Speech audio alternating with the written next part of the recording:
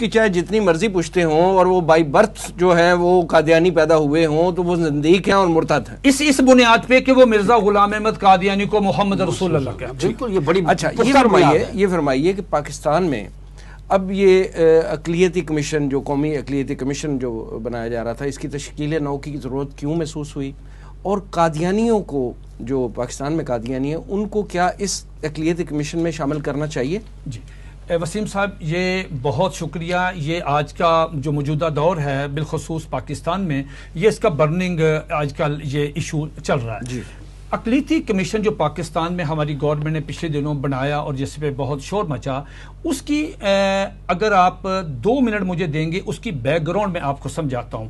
یہ انہی دنوں میں یہ میرے پاس ایک رپورٹ ہے انٹرنیشنل ریلیجیس فریڈم کے نام سے. یہ پوری دنیا میں جہاں جہاں امریکہ کے تحفظات کا ان کو تحفظات ہیں یہ پوری دنیا کے تمام ممالک میں جو مذہبی صورتحال ہے یا فریڈم کی یہ اس کی پوری رپورٹ ہے. اس میں انہوں نے یہ چیز آپ غور سے سنیں گے تو آپ کو مزہ آئے گا. اس میں انہوں نے کیا کیا اس میں انہوں نے یہ لکھا کہ اس گورنمنٹ سے کہا کہ ہم آپ پہ بہت زیادہ خوش ہیں. خوش اس بات اس گورنمنٹ سے مراد موجودہ گورنمنٹ موجودہ گورنمنٹ بہت کیونکہ رپورٹ اب آئی نا ہم آپ سے بڑے خوش ہیں کہ آپ نے بہت زبردست کام کیا. ان میں 2-3 گنواتا ہوں. انہوں نے اس رپورٹ میں انہوں نے کہا کہ ہم خوش یہ ہیں کہ آپ نے گرو نانک کے نام سے ایک یونیورسٹی بنا رہے ہیں اپروو کر دیا. پھر آپ نے ایک کوریڈور آپ نے وہ راہداری کھولی ہے وہاں پہ آپ نے اس کے بعد انہوں نے کہا کہ ہم یہ بڑے خوش ہیں کہ آپ نے ہندوؤں کے جو مندر ہیں ان کی تزئین و آرائش کے لیے آپ نے لاکھوں روپیہ لگایا. جی رینوویٹ کر رہے ہیں. چوتھی چیز انہوں نے کہا کہ ہم اس سب سے زیادہ ہم آپ کو اپریشیٹ اور خوش ہیں کہ آپ نے آسیہ مسیح کو رہا کیا. ٹھیک ہو گیا. 5واں انہوں نے ان کو 4 چیزیں دی ہیں کہ 4 چیزیں اب آپ کے ذمہ ہیں. اسی میں لکھا ہوا ہے کہ آپ اقلیتی کمیشن کو یعنی اگلا ٹارگٹ دے دیا. اگلا ٹارگٹ لکھا کہ اقلیتی کمیشن جو ہے اس کو آپ جو 2000 جیسے بیگ صاحب فرما رہے تھے کہ وہ 2014 میں 13 میں وہ چرچ حملہ ہوا تھا. تصدق حسین جیلانی جو چیف جسٹس تھے انہوں نے کہا تھا وہ بنائے. اس کے بعد رکا رہا کام فلاں. اب انہوں نے کہا کہ اس کمیشن کو آپ اس کو دیکھیں. نمبر 2 انہوں نے کہا کہ 3 کام اور ہیں.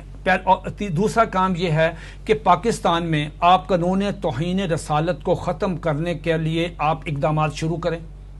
یہ رپورٹ میں مطالبہ آ گیا.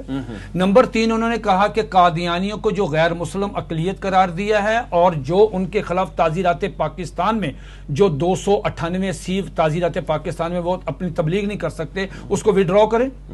اور چوتھا انہوں نے یہ کہا ہے کہ جتنے بھی گستاخان رسول ہیں پاکستان نام لیے ہیں جنید حفیظ کا.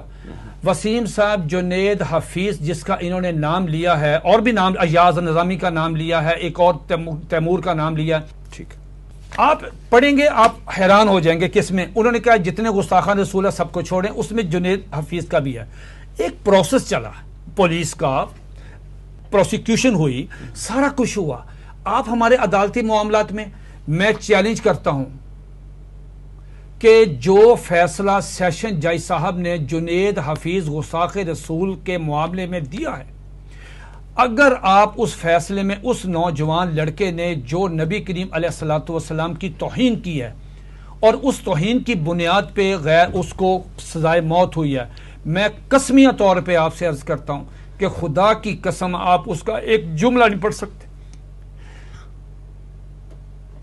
مجھے معلوم ہے کہ میں نے اس کا ترجمہ کس طرح کیا. گندی گالیاں آپ کا سیشن جج ہے لیکن کورٹ میں پھر سب ڈسکس ہوتا ہے نا. آپ کے ایس پی نے اس کی ایس پی نے تفتیش کی ہے. ایس پی تو جھوٹ نہیں بولتا.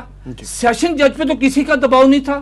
ہم نے کوئی جلوس نکالا کوئی جلسہ کیا کوئی تھریٹ کیا تو بتائیں قانون کے مطابق ہوا. یعنی ایسے گستاخ رسول کی بریت کی جو ہے وہ ٹارگٹ دیا جا رہا ہے گورنمنٹ آف پاکستان. اگر وہ پکڑا نہ جاتا وسیم صاحب اگر وہ پکڑا نہ جاتا ایس پی کی رپورٹ یہ ہے ایس پی کہتا ہے اپنی جو اس نے رپورٹ اس میں دی ہے عدالت میں اس نے کہا اگر ہم 5 منٹ لیٹ ہو جاتے ڈیوو اڈے سے وہ ڈیوو سے آیا بھاگا اگر یہ لیٹ ہم ہو جاتے تو اس کو امریکن لینے کے لیے تو اڈے پہ پہنچ گئے تھے وہ وہ تو راستے میں تھے، ریسکیو کر رہے تھے اس کو جی، اس کو جی وہ امریکن کونسلیٹ نے لاہور والے نے لے لینا تھا اس میں تھوڑا سا میں بھی عرض کروں گا، جی اس میں بات یہ ہے